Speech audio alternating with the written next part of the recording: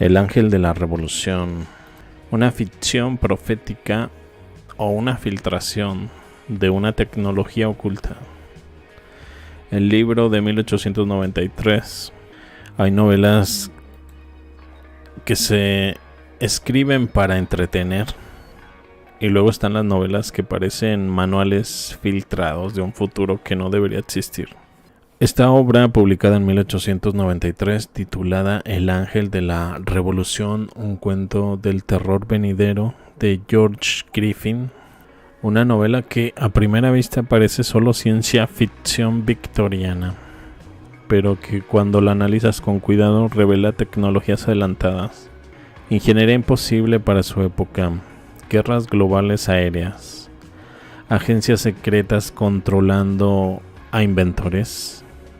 Todo 10 o incluso 50 años antes de que estos conceptos aparecieran oficialmente en la historia.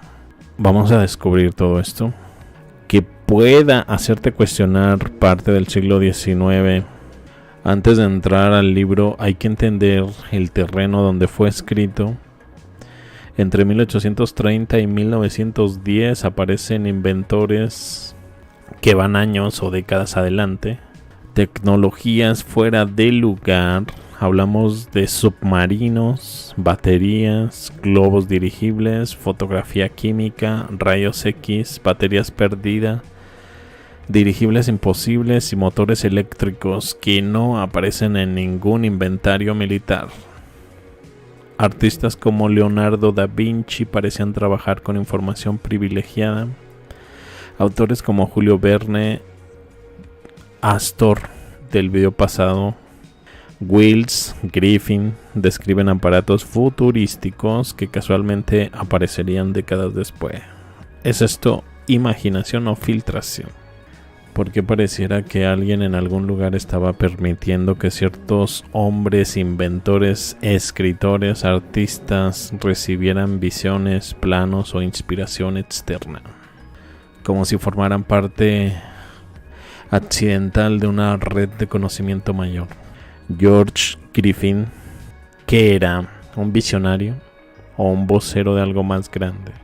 George Chetwynd Griffin Jones, 1857-1906, no era científico, ni era científico ni ingeniero, era periodista. Pero en El ángel de la revolución escribe sobre aeronaves capaces de destruir ciudades, armas de energía dirigidas, vehículos aéreos silenciosos, una guerra mundial tecnológica, organizaciones secretas con agentes en todos los gobiernos, una paz global establecida por un poder invisible, todo 10 años antes del primer vuelo de los hermanos Wright. Y 20 años antes de la Primera Guerra Mundial, todo 40 años antes del Estado Profundo moderno, y aún así describe todo demasiado bien. Hablemos sobre el inventor Richard Arnold, el Tesla que nunca existió, el protagonista, Richard Arnold. Es joven, pobre, obsesionado con una máquina voladora, rechazado por la sociedad, vigilado por el gobierno y captado por una organización secreta que ve su potencial. ¿A quién te recuerda? ¿A Tesla? ¿A un Da Vinci? ¿A un Victor Schauberger? ¿A un Delschau? La novela describe exactamente el patrón. Un genio crea algo adelantado a su época. El gobierno o élite se interesa, el inventor desaparece o es reclutado, sus máquinas aparecen décadas después oficialmente. Ficción o confesión. La aeronave Ariel, una tecnología demasiado detallada.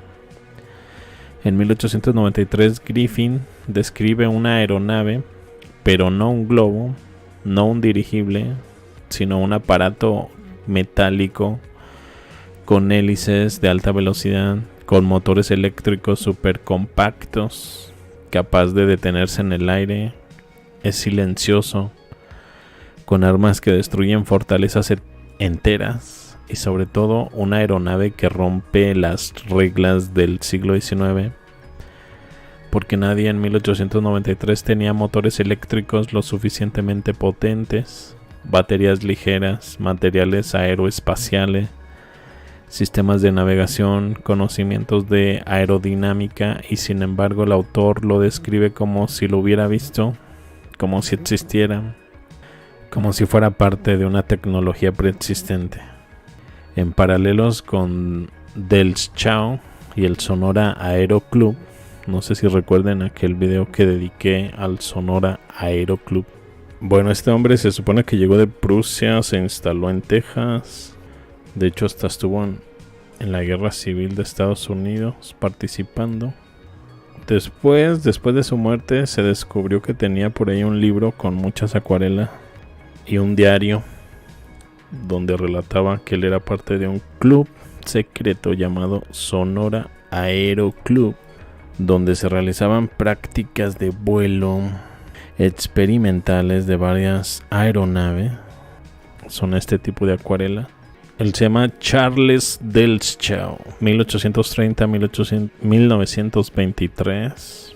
Dibujó miles de páginas con máquinas voladoras antiguas, con motores secretos, con sociedades secretas también, con combustible antigravitacional llamado NP gas y con tecnología de 1850-1870 que no aparece en ninguna historia oficial. Las máquinas de Delfzhou se parecen demasiado a las máquinas de Griffin de esta novela El Ángel de la Revolución, y ambas se parecen a máquinas que no deberían existir en 1903. Pero sí se habla de que algunas de estas naves eran antigravitatorias, así las describe en su diario. Y supuestamente todo esto dejó de hacerse porque murió el inventor que fabricaba el combustible para estas aeronaves. Esta novela relata una guerra mundial anticipada 30 años antes, describe dos bloques militares, uno anglo-teutón y otro franco-eslavo, una guerra total europea, con uso de tecnología aérea, destrucción de ciudades, hambre por el bloqueo marítimo, Estados Unidos entrando en escena. Es decir, describe la Primera Guerra Mundial en 1893 con una precisión que ningún historiador puede explicar. El Ángel de la Revolución. 130 años después, la novela describe la Primera Guerra Mundial 30 años antes de que ocurriera. Y tiene paralelos con la Segunda Guerra Mundial. Pero ¿cómo podría imaginarlo el autor de esta novela antes de tiempo? ¿Qué sabía George Griffin que el resto del mundo no sabía? Chequen ahora sí más detalladamente. En la novela aparecen dos alianzas globales: la Liga Anglo-Teutónica, que es Reino Unido, Alemania, la Federación Franco-Eslava, Francia, Rusia. No sé si recordarán que en el documental de Tartaria, cuando Napoleón invade Rusia, Napoleón era muy amigo de los rusos. De hecho, se dice que la sociedad aristocrática de Rusia hablaban francés al mismo tiempo, estaba muy de moda. O sea, como que había mucha hermandad, franceses y rusos. No sé si recordarán que también Francia poseía la Luisiana francesa en Estados Unidos, en el centro de Estados Unidos, ese enorme territorio que vendió así de la nada a los Estados Unidos por nada. Pues aquí en esta novela también es una alianza franco-eslava y la otra es anglo-teutónica. Exactamente las potencias que años después formarían la Triple Entente y la Triple Alianza, los bloques que provocaron la Primera Guerra Mundial. En 1893 se supone no existían estas alianzas, ni siquiera estaban en discusión. Alemania y Reino Unido en ese momento eran competidores coloniales no aliados y Griffin las describe con precisión quirúrgica. La novela no habla de batallas coloniales ni escaramuzas del siglo XIX, sino que habla de movilización total, guerra continental, millones de soldados, frentes simultáneos del Báltico al Mediterráneo. Lo que describe Griffin no se había visto desde Napoleón, pero coincide exactamente con la geopolítica de 1914, una guerra total que devora Europa como nunca antes se había visto. Armas aéreas, aviones 11 años antes de que existieran. En la novela la guerra se decide mediante aeronaves blindadas, bombarderos a larga distancia, tropas aerotransportadas, bombardeos sobre ciudades. Pero aquí está lo perturbador. El primer vuelo de los hermanos Wright fue en 1903. Los bombarderos aparecieron en 1915 y Griffin lo escribió en 1893. Además, la novela anticipa el terror aéreo sobre la población civil, ciudades ardiendo desde el cielo, infraestructuras destruidas por ataques aéreos. Esto no corresponde a 1914, corresponde a la Segunda Guerra Mundial. Es decir, describe la Blitzkrieg medio siglo antes. Ciudades reducidas a cenizas como Londres, Dresden o Hiroshima. Griffin habla de urbes devastadas, columnas de humo que cubren el sol durante días. El humo no vería el mundo. Me trabé todo. El mundo no vería algo así hasta los bombardeos de Londres 1940, Colonia 1942, Dresde 1945, Tokio y Osaka 1945, Hiroshima y Nagasaki 1945.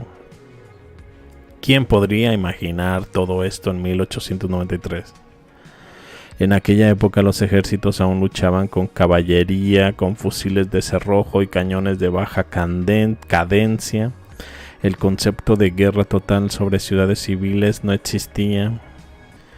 En la novela se usa el hambre como arma, bloqueos marítimos. Un bloqueo naval paraliza el comercio mundial, alimentos, combustible, materias primas. El resultado, una hambruna masiva dentro del bloque continental. Esto ocurrió tal cual en la Primera Guerra Mundial. Millones murieron en Alemania por el bloqueo naval británico. En la Segunda Guerra Mundial, Japón y Alemania sufrieron exactamente el mismo cerco económico. ¿Cómo pudo predecir este mecanismo estratégico si ni siquiera era doctrina militar en 1893? Ahora, Estados Unidos entra al conflicto como potencia decisiva. En 1893 Estados Unidos no tenía ejército moderno, no era potencia mundial, ni siquiera tenía flota oceánica comparable. Estaba centrado en su destino manifiesto interno y aún así Griffin describe a Estados Unidos entrando a salvar uno de los bloques y reequilibrar el conflicto. En 1917 exactamente eso ocurrió. En 1942 también. Una doble profecía cumplida. ¿Es esto ficción o información prohibida? ¿Cómo George Griffin puede anticipar alianzas inexistentes, prever tecnologías futuras, describir guerras aéreas antes de que existiera la aviación, entender el poder del bloqueo marítimo, anticipar el ascenso militar de Estados Unidos, retratar la destrucción de ciudades modernas y describir dos guerras mundiales 30 y 50 años antes? ¿Tenía acceso a información reservada? Planes geopolíticos de élites anglosajonas del siglo XIX. Fue asistido por sociedades secretas. fabianos, rosacruces, masones que manejaban un proyecto de ingeniería global a largo plazo. El libro revela demasiado y por eso fue marginado de la cultura popular. Griffin no predijo nada, describió algo que ya estaba planeado, porque nadie adivina 2 guerras mundiales con 30 años de adelanto y menos aún con semejante exactitud. La novela describe una organización oculta que manipula gobiernos, ejércitos, economías, conflictos globales para redibujar el mapa del mundo según un plan superior. Un ángel no es un mensajero divino, sino un mensajero de alguien que opera desde las sombras. El propio título lo sugiere. Una advertencia codificada. Estaba viendo ahí unas imágenes que manejan como un tipo de proyector. Se me hizo curioso. Creo que era este. Sí. Pareciera como un cine en casa, pero como si estuvieran viendo la batalla naval desde la comodidad de su casa. Déjenme ver si la novela dice algo sobre eso. Ángel de la Revolución y su televisor antes de que existiera la TV. Se describe un aparato que no existía en su época, pero que funciona exactamente como un televisor o un sistema de transmisión en directo. En la novela, la gente observa batallas en tiempo real desde sus casas, se transmiten imágenes en movimiento a distancia, hay un sistema de proyección en pantalla. Los eventos militares se ven al instante como si fuera una transmisión satelital moderna. Griffin lo describe como una mezcla de pantalla de cristal, proyector, dispositivo de recepción de ondas y máquina de imagen remota. En 1893 esto era imposible, no existía la TV, no existía transmisión, no existía siquiera el concepto técnico. La televisión real surge hasta 1926-1935. 40 años adelantada esta tecnología descrita en esta novela.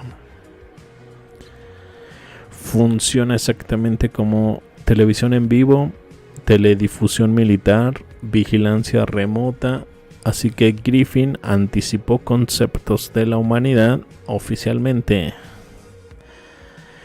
aún no desarrollados.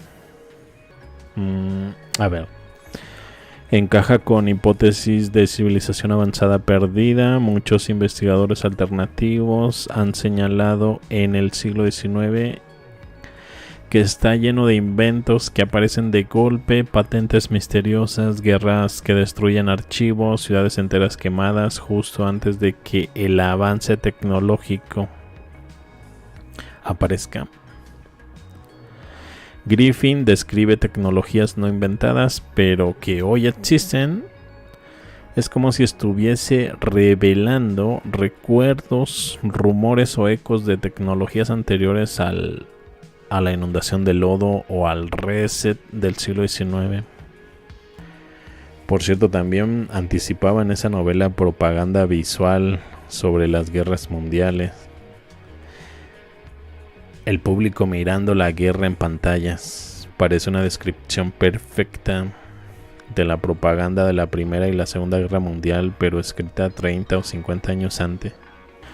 Recuerdo que el inventor de esta aeronave tan avanzada que fue decisiva en esta guerra para detenerla, descubrió esta tecnología en África, o era su, por así decirlo, su refugio. Curiosamente coincide en la zona donde posicionan al Preste Juan, ahí cerca de Etiopía. Recuerdo haberlo leído. Déjenme ver qué puedo encontrar sobre eso. El arma decisiva, las aeronaves invisibles y poderosísimas. Mira, hasta era invisible un cuartel secreto en África.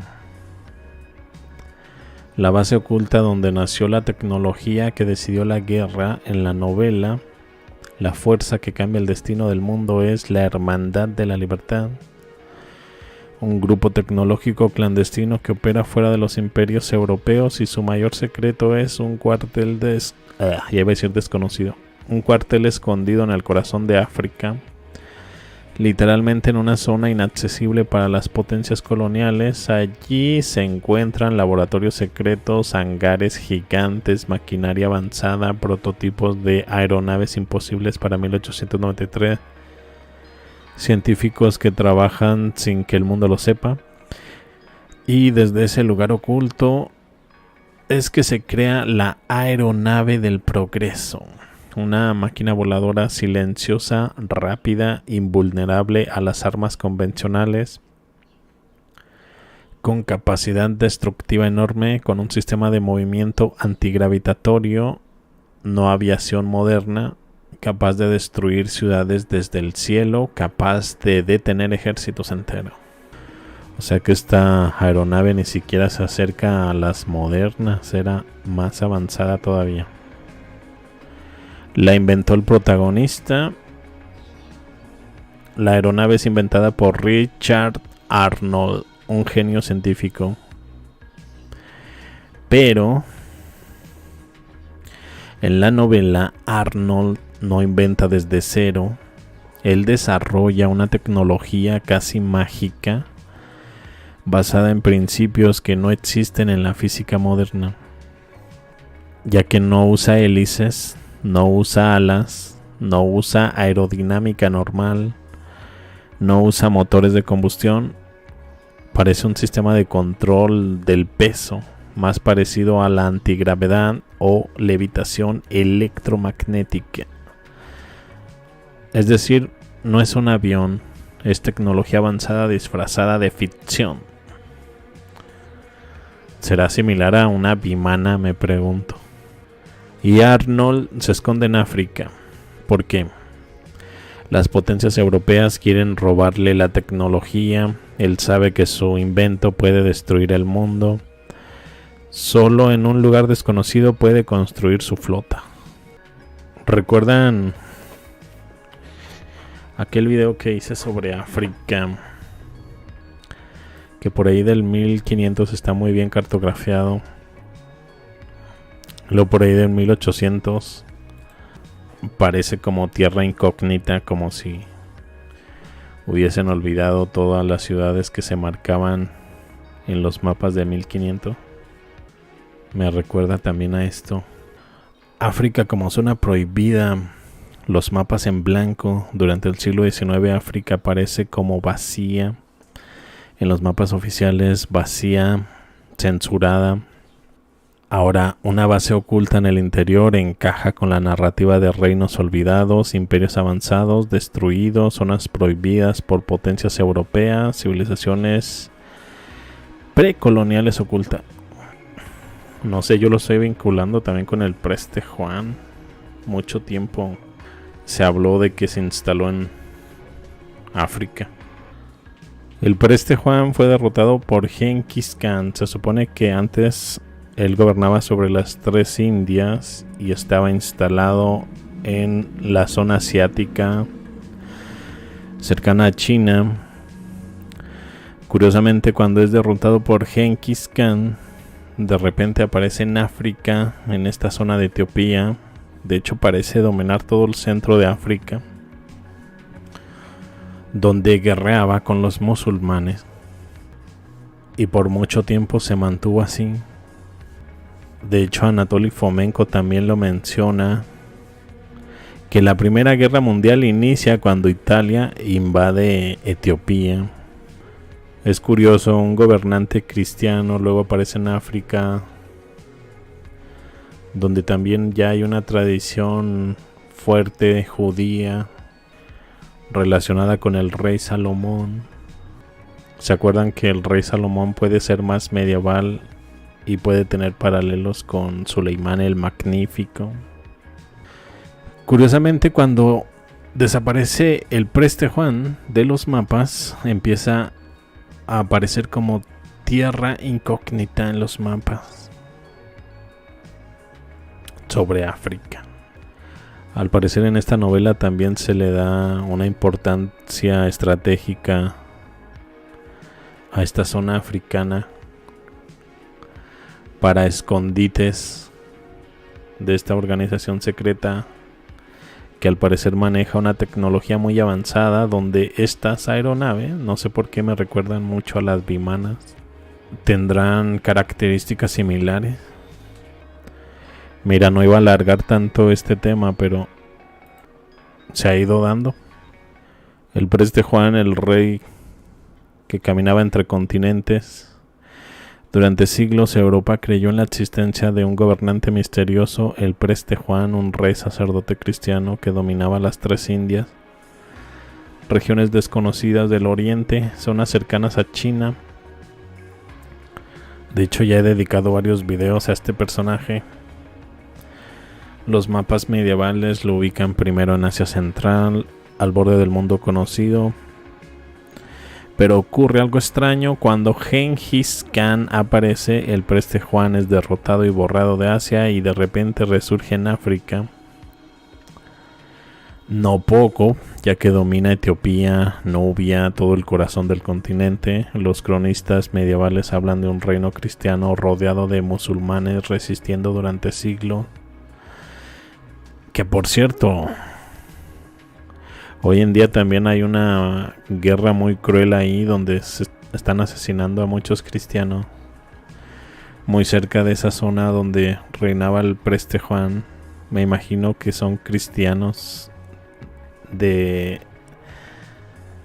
relacionados con Etiopía, me imagino. Estos territorios coinciden con zonas prohibidas en los mapas del siglo XVI-XIX, regiones donde hoy persisten tradiciones judías antiguas, relatos sobre el Arca de la Alianza y vínculos con el rey Salomón. Anatoly Fomenko, el primer gran conflicto mundial, empieza en África. Para Anatoly Fomenko, la Primera Guerra Mundial no empieza en 1914, sino con la invasión italiana de Etiopía en 1895-1896, porque Etiopía en los mapas antiguos aparece como el último reducto cristiano primigenio, el refugio del preste Juan, un punto geopolítico vital, una región que desaparece de los mapas cuando conviene. Los europeos redescubren esta zona justo cuando comienza el reparto colonial de África, como si después de siglos alguien hubiera decidido esa hora de borrar esta región de la historia. Entre los siglos XVII y XIX ocurre algo sospechoso: las zonas centrales de África pasan de estar pobladas y detalladas a convertirse en tierra incógnita. Regiones que antes aparecían muy bien documentadas. Los europeos redescubren esta zona justo antes del reparto de África. Las zonas centrales de África pasa de estar pobladas y detalladas a convertirse en tierra incógnita. Regiones que antes aparecían con rutas, con nombres y reinos, de repente se muestran como espacios vacíos sin habitantes, como si la memoria cartográfica hubiese sido reseteada. Por cierto, en el mapa de Fra Mauro, África también está llena de edificios. Y aparece mucho la presencia del preste Juan sobre África. Y justo después, donde desaparece el preste Juan, aparece Lo Desconocido, el paralelo con El Ángel de la Revolución, una novela de 1893 que parece revelar algo prohibido. La obra de George Griffin no solo anticipa la Primera Guerra Mundial, alianzas reales, bombardeos aéreos, guerra total, hambrunas por bloqueo marítimo y el papel decisivo de Estados Unidos, sino que ubica la tecnología más avanzada del planeta en el mismo sitio donde los mapas medievales ocultaban al preste Juan. En la novela existen bases clandestinas inaccesibles para cualquier imperio, protegida por montañas y regiones sin explorar, donde la hermandad tecnológica desarrolla aeronaves imposibles. Estas aeronaves no vuelan como aviones, no usan hélices, no dependen de combustión. Su función se asemeja más a control de peso, levitación, antigravedad. algo que recuerda a las vimanas, vehículos descritos en textos antiguos capaces de flotar sin alas, moverse en todas direcciones, atacar desde el cielo, emitir rayos o haces de energía. ¿Por qué Griffin asocia esta tecnología con África? ¿De dónde sacó esta idea tan específica? ¿Fue el corazón de África un centro tecnológico perdido? Bueno, todo esto relacionado, coincidencias que se acumulan. El Preste Juan, un monarca cristiano y tecnológicamente avanzado que desaparece de Asia y luego reaparece en África. Cuando los tártaros de Genghis Khan se adueñan de sus territorios asiáticos. Aparece en Etiopía. Por mucho tiempo estuvo ahí. No sé si recordarán que ya les había explicado que Preste Juan no es una persona, sino un título, tipo papa. O sea que se va pasando a diferentes personas. No es que sea muy longevo. Los territorios del Preste Juan se vuelven invisibles en los mapas posteriores. Etiopía es considerada por Fomenko como el epicentro de una guerra mundial primigenia. Etiopía es considerada por Fomenko como el epicentro de una guerra mundial primigenia. La novela de 1893 coloca ahí un cuartel secreto ultra tecnológico fuera del alcance europeo. Textos antiguos hablan de tecnología aérea avanzada, vimanas, carros de los dioses. En pleno siglo XIX, exploradores reportan ruinas gigantes, ciudades perdidas, estructuras megalíticas. Ángel de la Revolución. Los Estados Unidos no planeaban entrar en la guerra europea. Querían mantenerse neutrales, comerciar con todos, evitar un conflicto que no era suyo. Pero todo cambia cuando aparece un solo hombre, Natas, Richard Arnold, el genio inventor de las aeronaves, según la edición, un científico brillante, aislado del mundo que desarrolla aeronaves sin hélices. Bueno, ya, eso es repetido. Este inventor no pertenece a ningún país, no es soldado, no es diplomático, no actúa por patriotismo, pertenece a la Hermandad de la Libertad, una organización global con base secreta en el corazón de África, la misma zona mítica del Preste Juan. ¿Por qué los Estados Unidos se acercan al inventor? Estados Unidos se da cuenta de algo. Europa está a punto de destruirse. Los dos bloques anglo-teutones y franco-eslavos se están preparando para una guerra total. Millones de soldados, trincheras, artillería pesada, espionaje, bloqueo marítimo, y de pronto en medio de esa tensión aparece un rumor. Existe una aeronave que puede destruir una flota completa en minutos. Un arma que ignora fronteras, no puede ser derribada y puede inclinar el poder militar hacia un solo bando. Estados Unidos entiende que si uno de los bloques se apodera de esa tecnología, su imperio terminará antes de comenzar. El pacto estratégico, tecnología a cambio de libertad. El inventor les ofrece algo que nadie más puede: acceso a la aeronave más avanzada del planeta, defensa automática contra cualquier ataque europeo, apoyo para mantener la neutralidad estadounidense. A cambio, Estados Unidos debe apoyar la causa de la hermandad, mantener independencia del conflicto europeo y actuar como refugio seguro para la futura reorganización mundial. Mira qué interesante. Es decir, Estados Unidos ofrece protección política, el inventor ofrece protección militar, una alianza simbiótica. Al principio Estados Unidos no quería entrar, pero la situación cambia. Europa pierde por completo el control. Las potencias empiezan a usar tecnología aérea, bombas y destrucción masiva. Ciudades enteras son arrasadas desde el cielo. Esto que Griffin describe en 1893 es casi idéntico a los bombardeos de la Primera Guerra Mundial y la Segunda. El inventor demuestra su poder real. Un solo escuadrón de aeronaves destruye bases militares, flotas completas, artillería pesada, líneas de suministro. Estados Unidos se da cuenta de que esta tecnología decide guerras. Uno de los bloques intenta forzar a Estados Unidos. Un ataque naval europeo contra intereses estadounidenses provoca que Estados Unidos pide oficialmente ayudar al inventor y entra del lado de la hermandad. No lo hace por los europeos, no lo hace por la ideología, lo hace porque la guerra ya tocó su territorio y sin la aeronave del inventor perderían.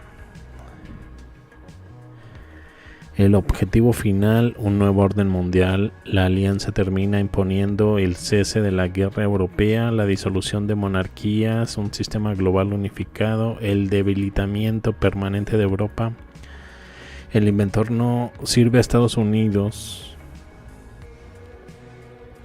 Estados Unidos se convierte en el brazo visible de la hermandad y el inventor en el brazo tecnológico. Eso estuvo interesante, esa parte. No pertenece a ningún país, pertenece a una hermandad de la libertad. Por cierto, algo se me estaba ocurriendo. Aquí se habla de que uno de los bloques es una alianza eslava y francesa, tal como en el documental sobre Tartaria hay una unión entre Napoleón y Alejandro II de Rusia, que supuestamente guerrearon en la historia oficial. De hecho, Napoleón, apoyado por muchas otras naciones, un gran contingente, invade Rusia, supuestamente, aunque hay evidencias de que en realidad eran amigos. La aristocracia rusa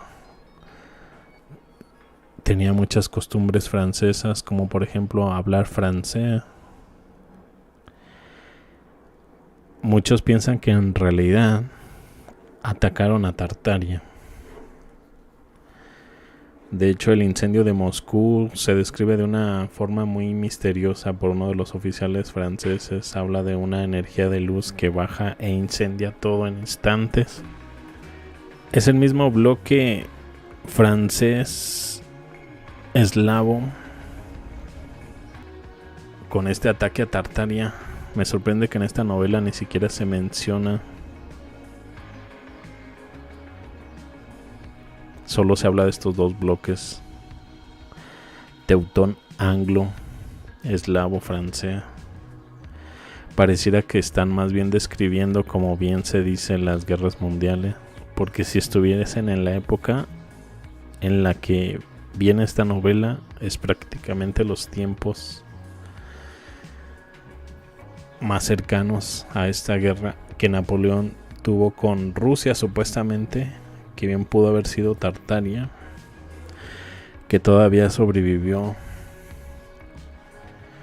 con la dinastía Qing, que sobrevivió hasta 1911, la dinastía Qing tártara, la Tartaria independiente también del Caspio, más musulmana. Ahí discúlpenme por los que son nuevos en este tema, porque sé que menciono muchas cosas que han de decir qué onda, de qué tanto habla. Es que ya son cosas que he venido acumulando de todos estos años de información. Bueno, todo encaja perfecto. La idea de que el ángel de la revolución está describiendo no una guerra ficticia, sino la verdadera geopolítica oculta del siglo XIX, alineada con hipótesis de Tartaria, los reinos franco-eslavos, la alianza secreta Napoleón-rusa, la destrucción tecnológica de civilizaciones enteras. La novela de 1893, Tartaria, Napoleón y la invasión de Rusia, el incendio extraño de Moscú, la alianza franco-eslava, Tartaria y la guerra oculta. Cuando George Griffin escribe El ángel de la revolución en 1893, describe un bloque militar franco-eslavo y otro anglo-teutón, exactamente a la configuración de las guerras mundiales, pero 20 años antes. Y dentro de esa aparente ficción, el autor comete una omisión llamativa, no menciona algo sobre Tartaria, no menciona una potencia del Caspio, no menciona, por ejemplo, la dinastía Qin tártara, China. No menciona el otro imperio que todavía existía en mapas europeos del siglo XVIII y XIX. ¿Por qué?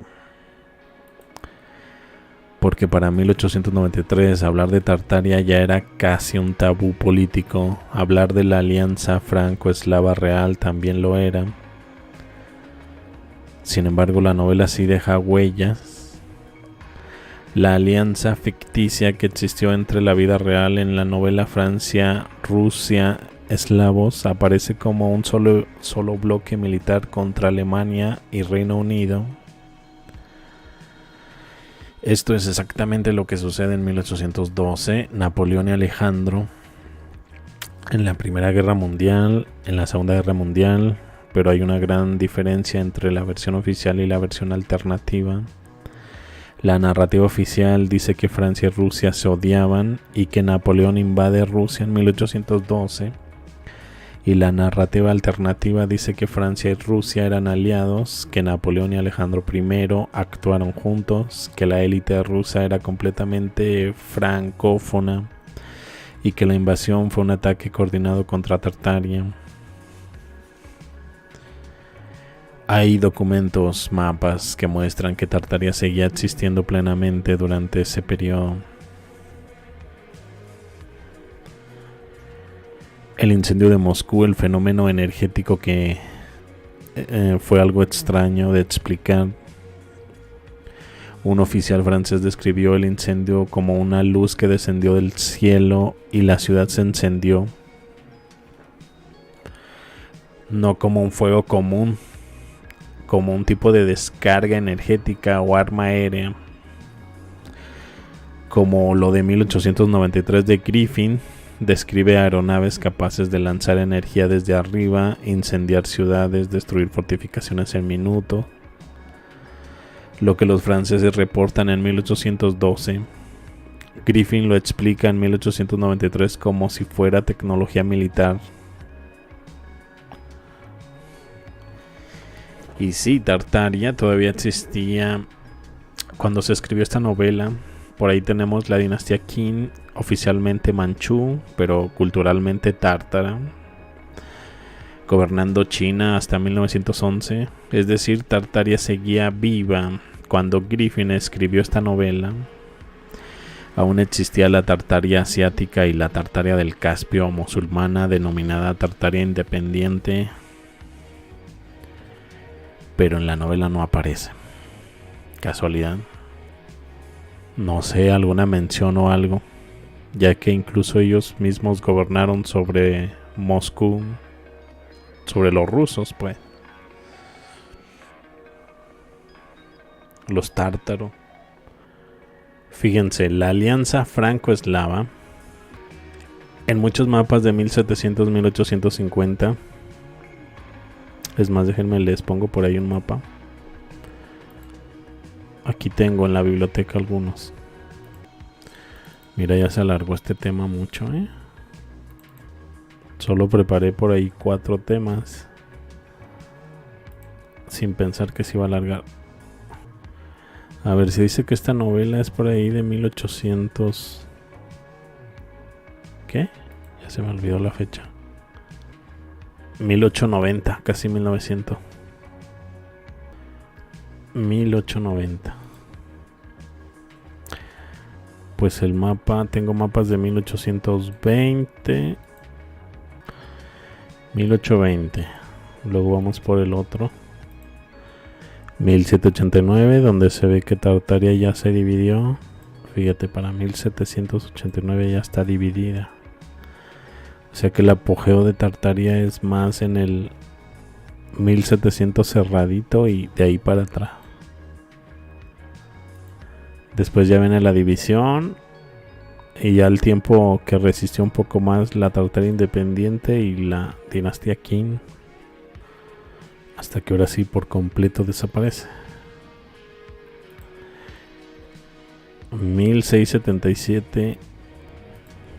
Déjenme elijo un mapa, porque quiero uno que muestre completamente la unión de Tartaria como era. Este está bien.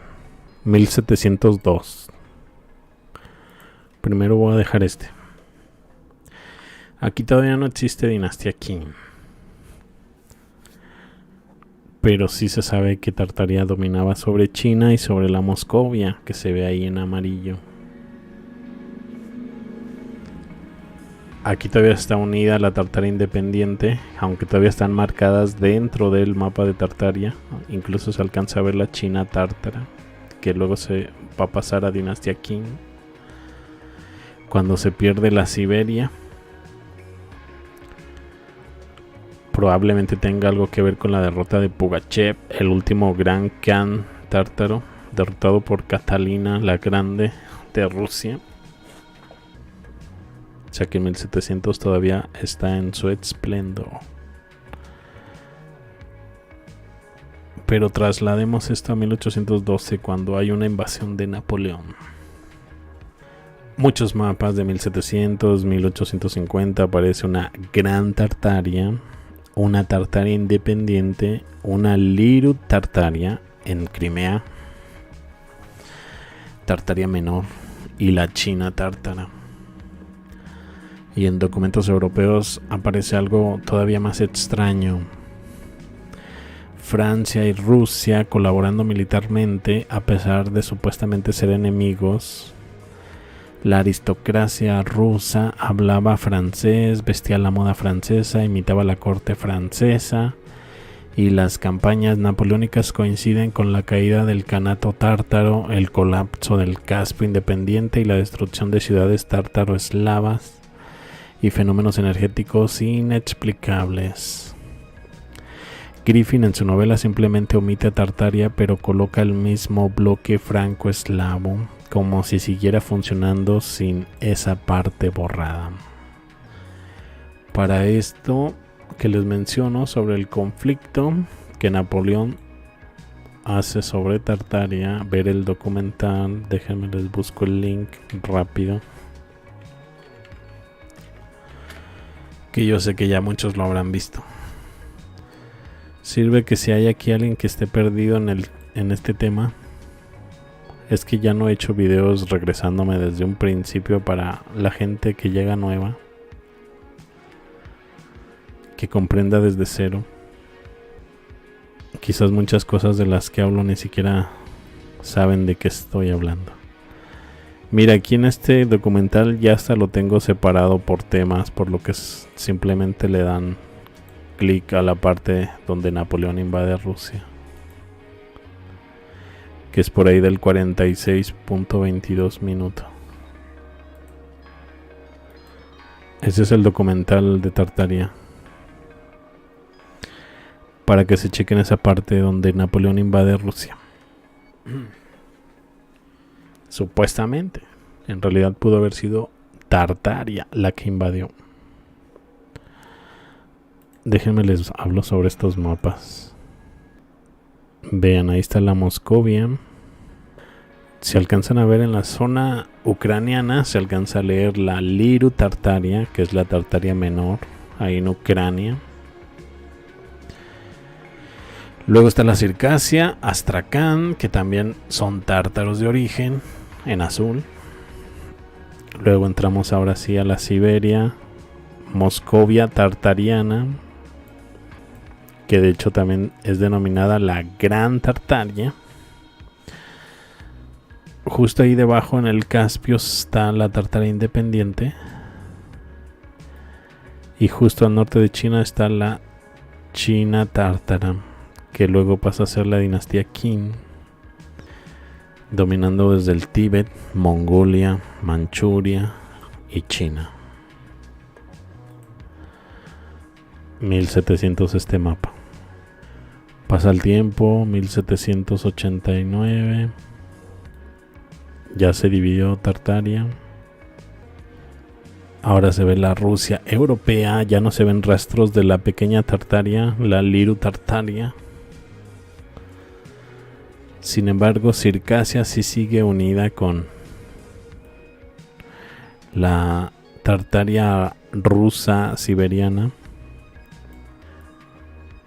quienes parecen mantener su independencia. Es la Tartaria independiente del Turquestán, Uzbek, Kalmuk, los tártaros de Kalmuk, Uzbek. De hecho, se dice que esta zona era de los más ricos. Estos tártaros manejaban mucho dinero, la ruta de la seda.